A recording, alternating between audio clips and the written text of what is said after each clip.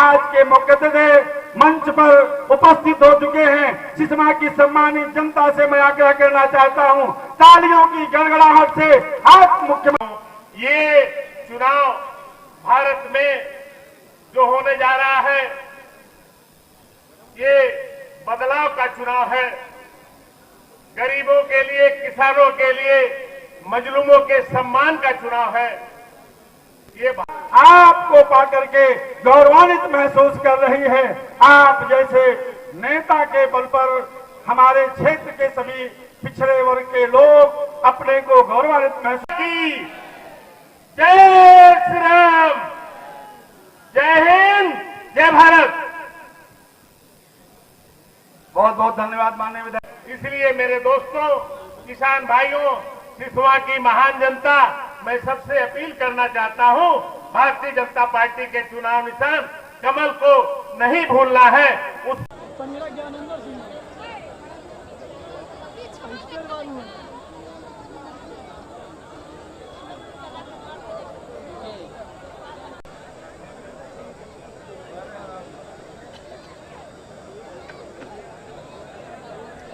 अब मैं सिसवा विधानसभा के पूर्व विधायक श्रीमान मंत्री की कुर्सी पर बैठाना है, ताकि गरीबों का जो सम्मान बढ़ाया जा रहा है, बढ़ रहा है, ऊंचाइयों पर जाए। मैं ज्यादा नहीं बोलूंगा।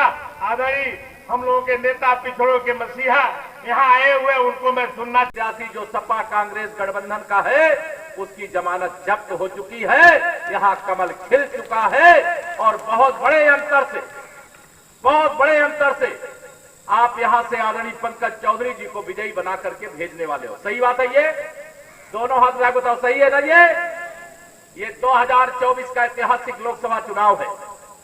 इस चुनाव में एक तरफ सपा कांग्रेस का गठबंधन है, जिसका भविष्य अंधकार में है, जिसकी नाव डूब चुकी है, जिसका सूर्य अस्त हो चुका है। एक तरफ वो है, एक तरफ भारत को विश्व गुरु बनाने वाले, भारत को विकसित राष्ट्र बनाने वाले, भारत को गरीबी से मुक्त कराने वाले, भारत की माताओं बहनों के सम्मान के लिए सरकार का खजाना खोल देने वाले माननीय नरेंद्र मोदी जी के नेतृत्व वाली सरकार है, जिसे तीसरी बार आपको अवसर देने का मौका मिला। ये विरोधी लोग कहते हैं कि हम तीसरी बार मोदी सरकार नहीं बनने देंगे। मैंने कहा तुम्हारे लिए तो मेरी माताएं बहनें ही पर्याप्त हैं, तुम्हें हराने में क्यों? बताइए माताओं बहनों, सही है कि नहीं सही है? मेरी माताएं बहनें ही समाज की आधी आबादी हैं। सपा बसपा कांग्रेस का सुपड़ा तो मेरी महिलाएं ही साफ कर दे रही हैं। मेरे बुजुर्गों का आशीर्वाद तो इनकी जमानत जब्त कराने का काम कर रहा है। मेरे नौजवानों का साथ वह तो एक ऐसी ताकत बनकर के खड़ा हुआ है कि इनको लग रहा है कि जो हवाई दावे लगातार लोकसभा चुनाव के ऐलान से पहले कर रहे हैं, उनकी हवा जैसे 2014 में आपने निकाल दिया, 2017 में निकाल दिया, 2019 में निकाल दिया, 2022 में निकाल दिया, 2024 में वह हवा निकलने जा रही है। आप विश्वास रखना, 2027 में ये सपा बसपा कांग्रेस खोजने से भी यूपी में और महाराजगंज में नहीं मिलेगी। महाराजगंज सहित हम उत्तर प्रदेश की सभी 80 लोकसभा सीटें जीत रहे हैं। आज जिन 14 सीटों पे मतदान हो रहा है, वहां विपक्षी गठबंधन सपा कांग्रेस के गठबंधन की जमानत जब्त हो रही है। बसपा का वैसे भी खाता खुलने वाला नहीं है। जो नारा शुरू में दिया गया है, उत्तर प्रदेश की इस बार 80 की 80, देश में 400 पार, फिर एक बार प्रचंड बहुमत की मोदी सरकार। ये जो विपक्षी गठबंधन इंडी गठबंधन है, ये विशेष तौर से पिछड़ों का, दलितों का, आदिवासियों का दुश्मन है, गरीबों का दुश्मन है, किसानों का दुश्मन है, नौजवानों का दुश्मन है, महिलाओं का दुश्मन है। इस गठबंधन को उखाड़ फेंकने का देश की जनता ने फैसला कर लिया है। और चारों तरफ मैं देख रहा हूं कि अगर 2014 में माननीय नरेंद्र मोदी जी की लहर थी, 2019 में आंधी थी, तो 2024 में तूफान चल रहा है। सपा बसपा कांग्रेस अस्त हो चुके सूरज हैं, इनका अब कोई राजनीतिक भविष्य नहीं है। पश्चिम बंगाल में क्या नरेंद्र मोदी के 28 मई को रैली से पहले ही ममता बनर्जी ने वहां धारा 144 लगा दिया है? देखिए, वो धारा 144 लगावे चाहे 288 लगावे, इस बार पश्चिम बंगाल से टीएमसी जा रही है, वहाँ एक तरफा जनता के आशीर्वाद से बीजेपी आ रही है। तीसरी बार मोदी सरकार बनाने के लिए जैसा माहौल यूपी का है वैसा ही माहौल इस समय पश्चिम बंगाल का है।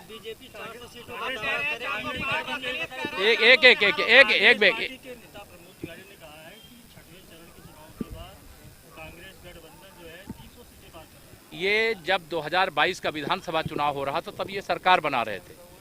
2 विधायक जीते, एक प्रमोद तिवारी जी की बेटी जीती थी, एक आपके ही महाराजगंज के जीते थे। जो 2 सीटों में सिमट करके रह गई कांग्रेस है, जो तीनों दल के लिए मैं कहता हूं सपा बसपा कांग्रेस ये आईसीयू में पड़े हुए हैं। जनता इनको ऑक्सीजन नहीं देना चाहती है। सपा अगर सांपनाथ है, बसपा नागनाथ है तो कांग्रेस कालिया नाग है। बीजेपी 400 सीटें लाने का दावा करे हुए कि इंडी गठबंधन साफ करते हैं कि बीजेपी की 200 सीटें भी नहीं। देखिए, इंडी गठबंधन का भविष्यवाणी मैं पहले भी देखा हूं, आपने भी देखा। हमने 272 प्लस कहा था तो 283 जीते थे, 300 पार कहा था तो 303 जीते थे। अगर आज 400 पार का दावा कर रहे हैं तो आप ध्यान रखना 4 जून को 4 बजे 400 पार फिर एक बार प्रचंड बहुमत की मोदी सरकार।